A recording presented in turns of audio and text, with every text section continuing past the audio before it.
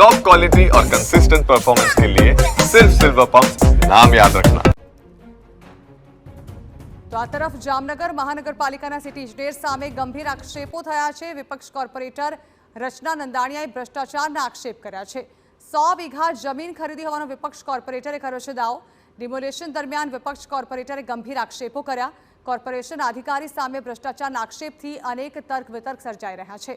સ્વામિનારાયણ વિસ્તારમાં મનપા દ્વારા ડિમોલેશન હાથ ધરવામાં આવ્યું। સ્થાનિકોના વિરોધની વચ્ચે ગેરકાયદે દબાણો હટાવવાની કામગીરી કરવામાં આવી। વિરોધ કરતા કોર્પોરેટર રચના નંદાણીયા સહિત 5 લોકોની અટકાયત કરવામાં આવી છે। વિપક્ષ કોર્પોરેટરની હાજરીમાં સ્થાનિકોએ વિરોધ કર્યો હતો। હાઈકોર્ટમાં કેસ ચાલી રહ્યો હોય તો મુદ્દત આપવા સ્થાનિકોએ રજૂઆત કરી। હાઈકોર્ટના ચુકાદા બાદ ડિમોલેશન કરવા સ્થાનિકોએ માંગ કરી હતી। 12 મીટર ડીપી કપાત માટે મનપા દ્વારા ડિમોલેશનની કાર્યવાહી હાથ ધરાઈ, જ્યાં ડિમોલેશન પૂર્વે જ મોટી સંખ્યામાં સ્થાનિકોએ હોબાળો મચાવ્યો।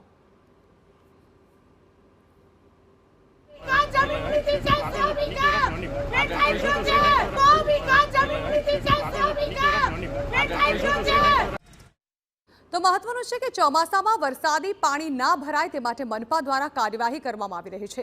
નદીના પટમાં થયેલા ગેરકાયદે બાંધકામો દૂર કરવાની કવાયત થઈ રહી છે। ત્યારે આજે નવા ગામના સ્વામિનારાયણ મધુવન સોસાયટીમાં કાર્યવાહી કરાઈ। 330 ગેરકાયદે દબાણકારોને નોટિસ આપ્યા બાદ કાર્યવાહી કરાઈ રહી છે। 3.5 કિલોમીટર વિસ્તારમાં 4,51,854 ચોરસ મીટર જગ્યા ખુલ્લી કરવા કવાયત હાથ ધરાઈ।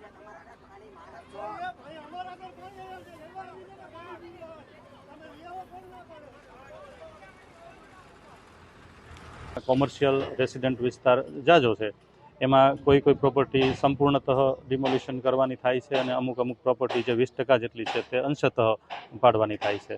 એકંદર જે આ ડીપી રોડ 12 મીટરનો ખુલ્લો થશે ત્યારે જે ઘણા ગાંધીનગર સુધીના જે વિસ્તારો છે એમને એક રોડની સુવિધા મળશે અને શોર્ટકટથી સીધા એમને જે ઘણું અંતર ફરીને જવું પડતું હતું એમાં અંતરમાં પણ કમી થશે।